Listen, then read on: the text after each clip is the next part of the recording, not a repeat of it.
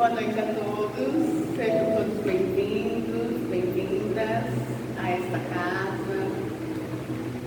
Espero que vocês tenham vindo com o coração aberto, a mente limpa para receber as instruções dessa noite, que possamos nos conectar com os nossos mentores, com os mentores desta casa, para receber o melhor do conteúdo de hoje.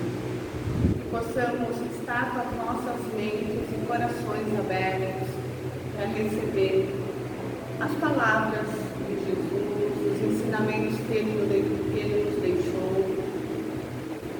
E assim a gente seguir essa caminhada terrena com mais sabedoria, com o coração leve, com a certeza de que estamos no caminho correto, mesmo dentro de todas as dores, de todos os sofrimentos, de tudo que a gente busca melhorar dentro de nós, que a partir desse momento a gente possa sentir o amor de Deus pulsando dentro dos nossos corações e receber todos os ensinamentos de hoje. Vamos pedir à equipe da casa que ilumine o Adriano, nosso irmão, para essa preleção dessa noite, que ele seja bem elucidado para passar o conteúdo com sabedoria e muito carinho para todos nós. Que assim seja. Graças a Deus e graças a Jesus.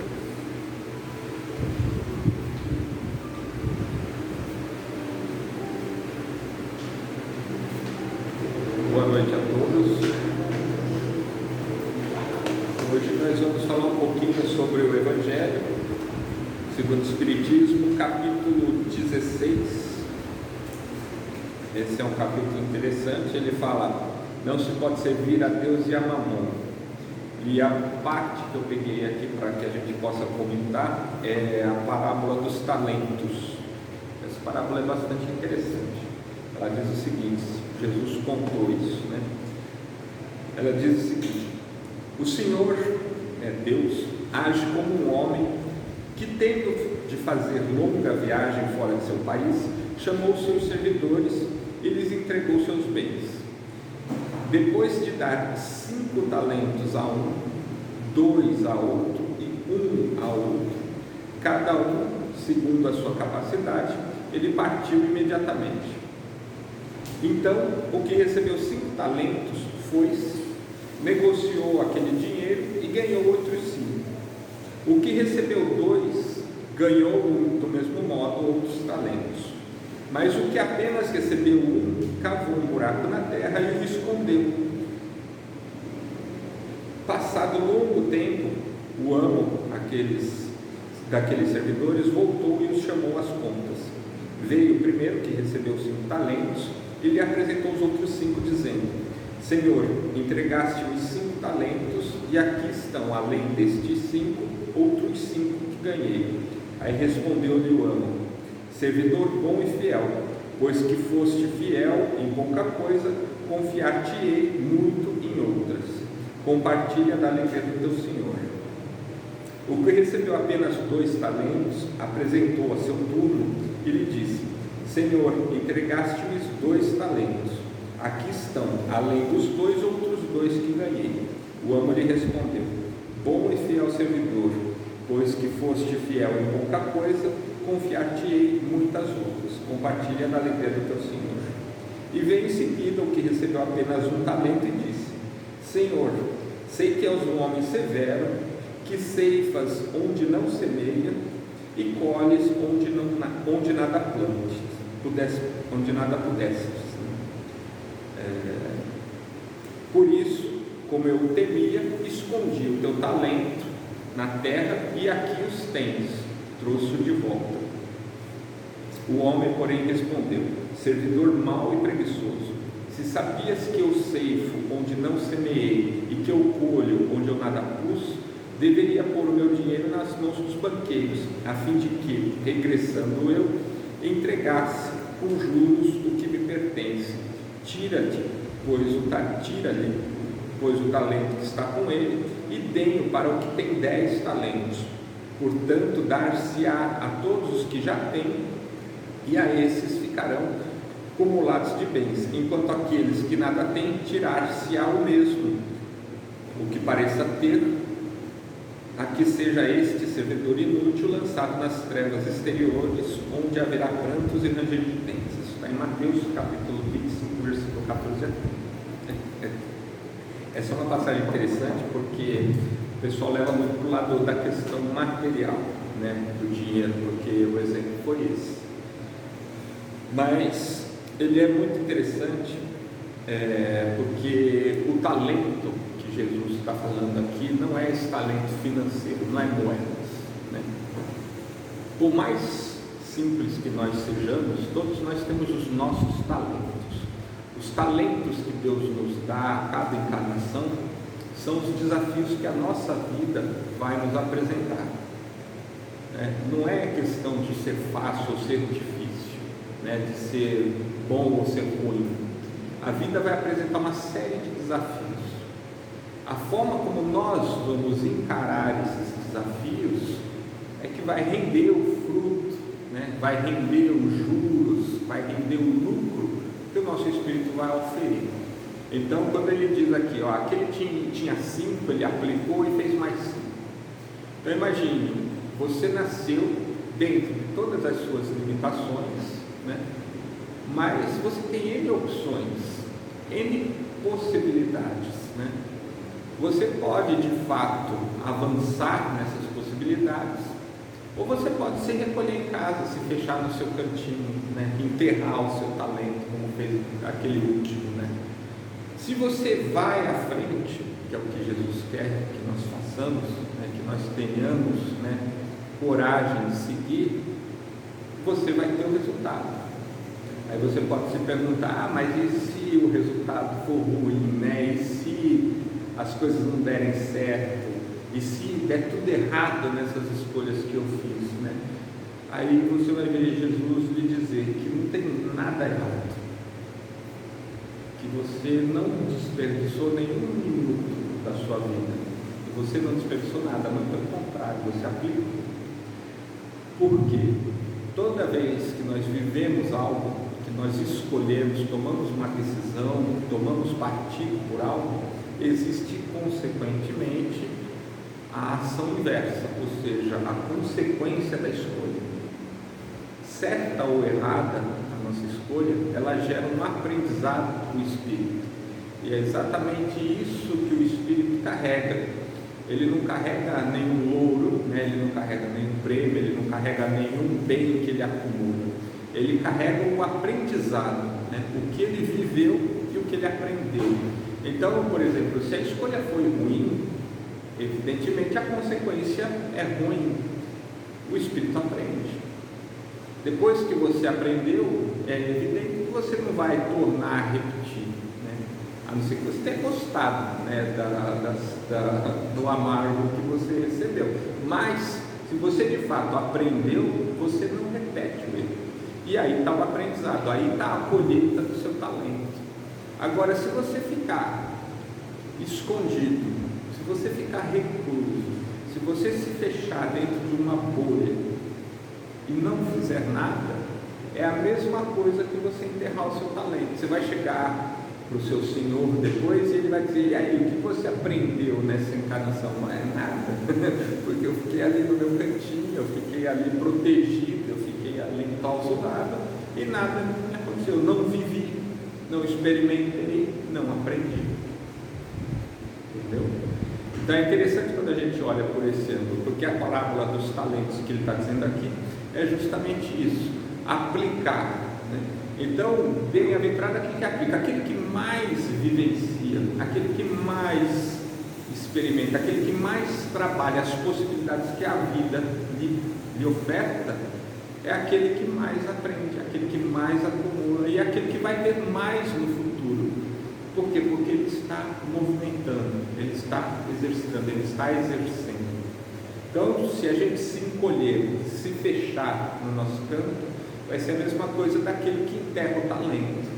Então, na nossa existência, como a questão aqui não é matéria, né, não é material, não é financeira, né, todos nós nascemos dentro de um cenário específico para aquilo que o nosso espírito Cristo está buscando. Então, eu preciso experimentar, eu preciso vivenciar, eu preciso enfrentar todos os desafios que a vida vai me colocar. Se eu fugir, se eu refugar, se eu me esconder, né, eu vou estar enterrando o meu talento. Então, se eu quero de fato crescer, eu preciso empreender, eu preciso viver, eu preciso experimentar. E aí vem aquelas pessoas que dizem: mas a minha vida é uma confusão, né? É um tumulto, é um mar trevoso, né? É chacoalha para todo lado.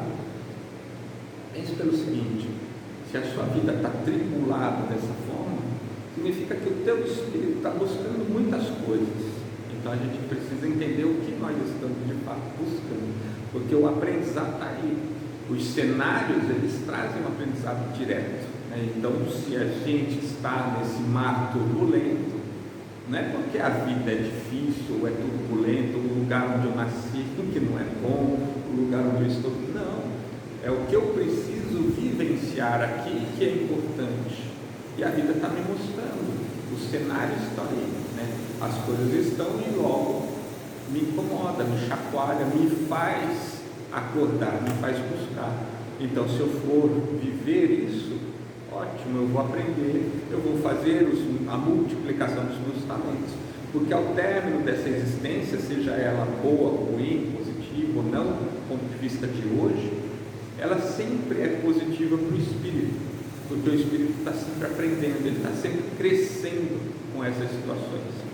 E para complementar na sequência, né, o capítulo ele vem falar exatamente isso, a utilidade providencial da riqueza e as provas de riqueza e miséria. Por que ele fala da questão material? Porque, como sempre, né, para nós aqui encarnados, né, na matéria, esse meio material pesa bastante, né, nas nossos pensamentos. A gente gasta muito tempo da nossa vida pensando na nossa situação, né? O material podia ser melhor, né? Podia ser de outra forma, a gente fantasia demais. E a gente busca sempre explicações, né? Desculpas, né? Para a situação em que a gente vive. Mas, na verdade, é exatamente isso que eu falei anteriormente. É o cenário propício. Então, quando a gente diz prova da riqueza, né? A dificuldade de ser rico, a dificuldade de ser pobre, não é mais difícil um ou menos difícil o outro vice-versa. Não. A dificuldade não está em ter, né? A dificuldade não está em ter e não ter. A dificuldade é a forma como nós interagimos, como nós lidamos com as situações, como nós sentimos aquilo dentro do peito. É aí que vem a dificuldade da prova. Então, por exemplo, você pode hoje nascer numa família extremamente abastada e ser extremamente infeliz, se sentir extremamente dificultoso, prejudicado, né? Porque depende de como você vai lidar com isso, de como você vai vivenciar as situações. Assim como pode ser o inverso, você pode nascer numa família onde você não tenha nada e ser extremamente feliz no meio daquele nada. Aí você diz: como é que aquela pessoa pode ser tão feliz ali? Porque ela não está observando as questões pelo cunho material. E aí ela vai ser feliz, ela vai encontrar a felicidade na simplicidade da vida dela. Então, logo, não é a matéria ter ou não ter que faz a gente ser feliz ou não. O que nos deixa bem com a nossa existência é justamente estar em sintonia, em consonância com a nossa consciência nas ações que nós seguimos e naquilo que nós fazemos, a forma como eu lido, como eu trato o próximo, na forma que eu interajo com as pessoas, a forma que eu as observo, que eu as entendo, né? Ter recursos ou não ter recursos, eles formam diversos cenários, uns limitantes, outros, né, que agem de outra forma, né? Mas você vai estar sempre numa situação de conflito, sempre numa situação onde você é posto à prova, na forma como você vai entender essa relação. E aí vem a dificuldade, aí vem a prova efetiva, o que nós estamos buscando e o que o nosso espírito está querendo aprender. Quando a gente fala em provas, né, muitas pessoas confundem, né, que isso seja castigo, né? porque eu fui muito rico na vida passada, abusei do poder do dinheiro e hoje eu estou aqui sem dinheiro, né, vivendo numa lamúria, porque não é assim que funciona. Deus não castiga ninguém, Deus não exige castigo e nem vingança, esse tipo de 6 por meia dúzia, né, trocar figurinha, né, você fez, você leva, né, não é divino, não é da ideia de Deus. O que provoca isso na gente é a nossa própria consciência.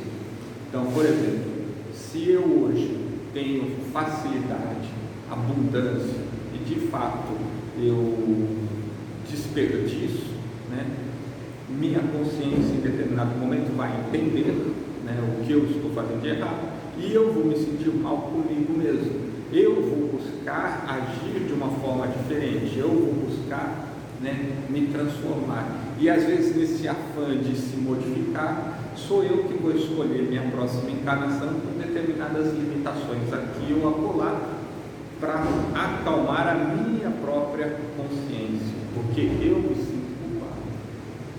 Deus, Ele sempre planeja e busca que nós tenhamos o melhor para nós mesmos, mas existe uma lei que é dele, né, que é a do livre-arbítrio. Todos nós temos o nosso livre-arbítrio, e esse livre-arbítrio, ele vem justamente nessa questão de eu vou viver aquilo que eu realmente quero viver.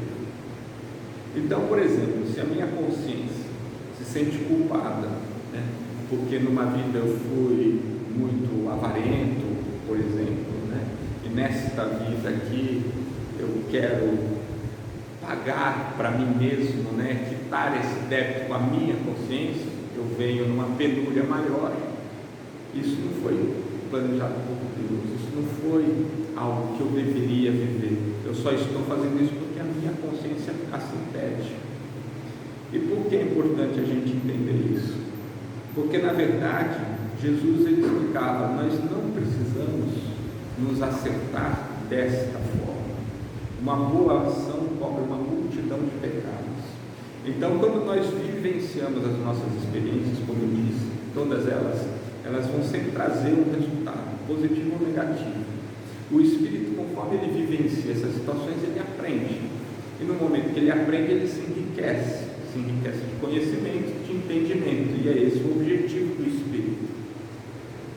Então, se você entender que os seus erros, né, de passado, de vidas anteriores, e até mesmo nesta vida, foram motivados pelo seu desentendimento, né, pela falta, pelo seu desconhecimento, pela sua, né, inexperiência em lidar com determinados assuntos e situações, você não precisa se sentir culpado por isso, merecedor de um castigo ou de uma punição. Não, você entende o seu erro e, como dizia o Cristo, vaze, não erres mais. Segue a vida de uma forma diferente, não repita esse seu padrão, não repita essa sua situação, mas não se culpe, não exija de você mesmo uma punição pelos seus atos, porque punição e contas, ajustes assim, eles não funcionam, eles só vão causar mais dor para você mesmo, vão dificultar a sua própria caminhada, vão ser mais espinhos no decorrer do seu próprio caminho. A nossa ideia, a ideia do Cristo, a boa nova, era justamente a libertação do Espírito.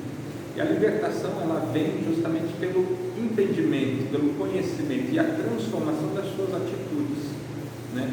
Você não precisa ser punido e castigado. Basta ler dentro de todo o Evangelho, todas as passagens do Cristo, ninguém é castigado, né? A adúltera é um exemplo, né? Até mesmo aqueles que foram crucificados junto com Cristo, né? Ele oferece, quem quiser vir comigo, oferece para os dois, né? O reino de Deus está aberto, as portas estão abertas, basta aceitar, né?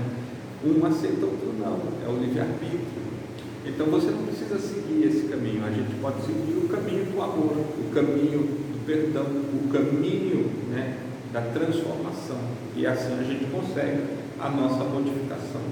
Então, quando Jesus fala das parábolas dos talentos, ele está falando exatamente disso.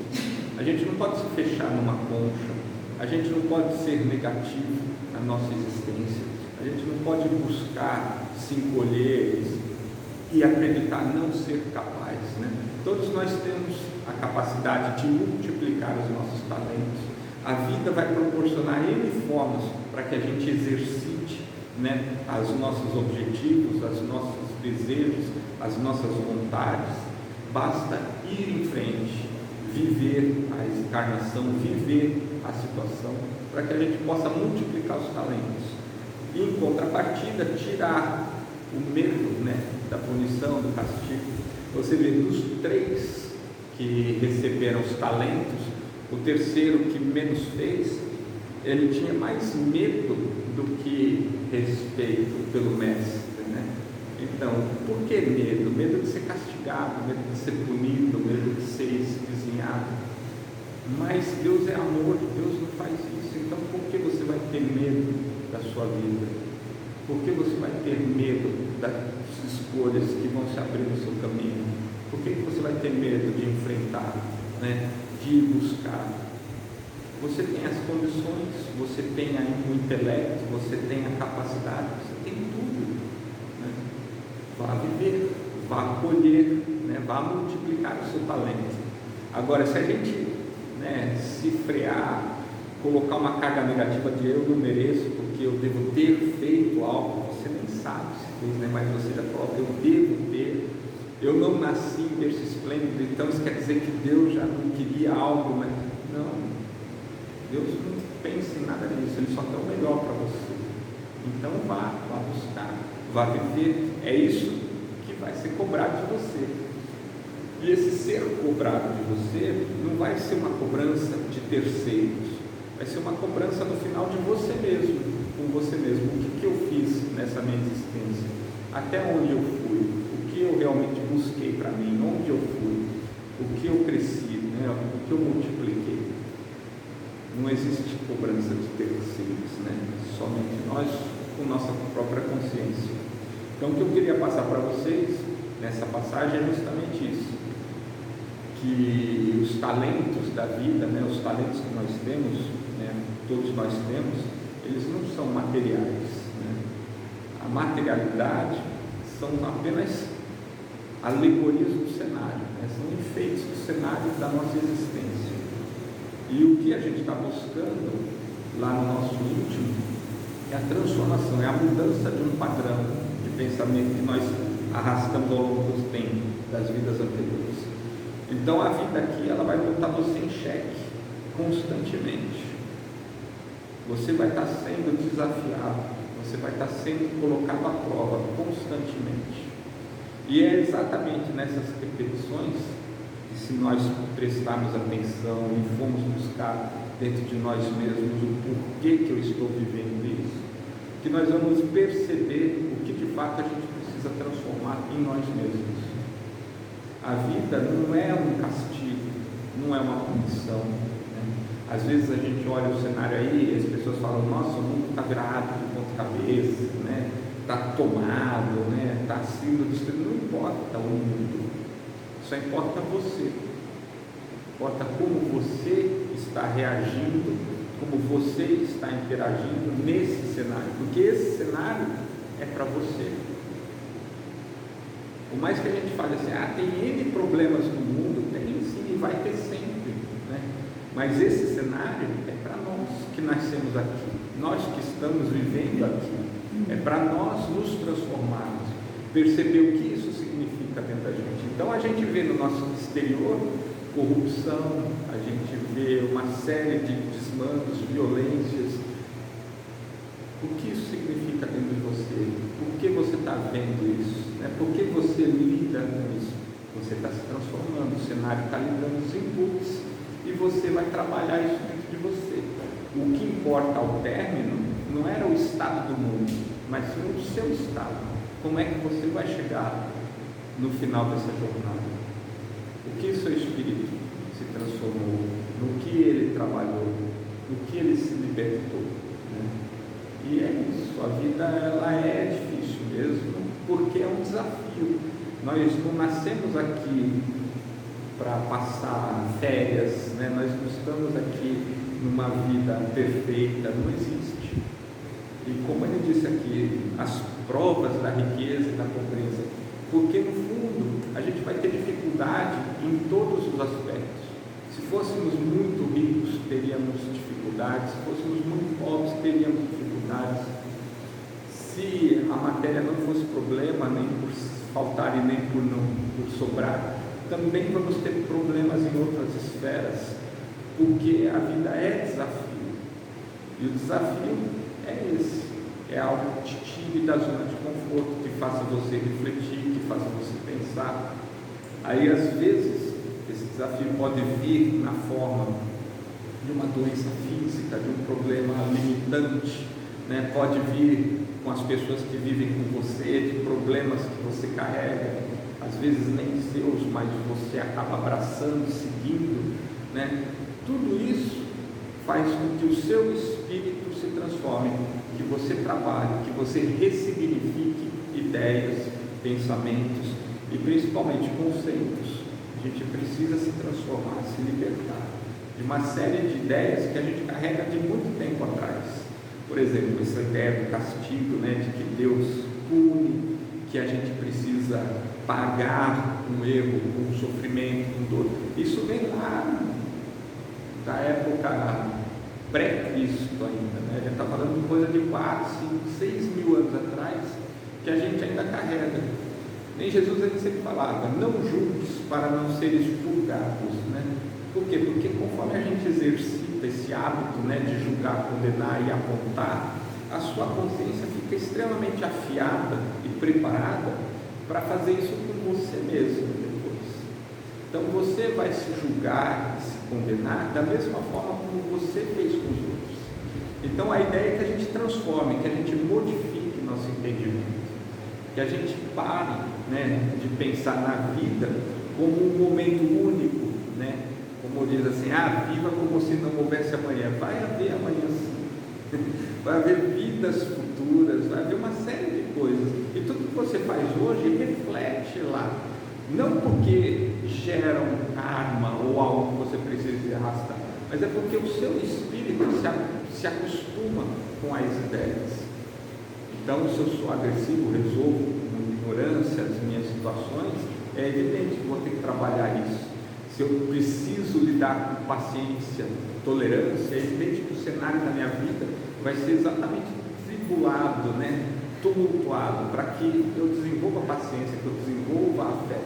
Se eu quero aprender a amar, né? Que todo mundo busca, né? Um amor, eu quero ser, né? Você vai estar numa situação onde vai faltar amor, porque se você quer desenvolver, você precisa ser um exercício, você precisa forçá-lo, né? E assim por diante. Então entenda que a encarnação é um processo, e tudo aquilo que você vive nesse processo está transformando o seu próprio espírito.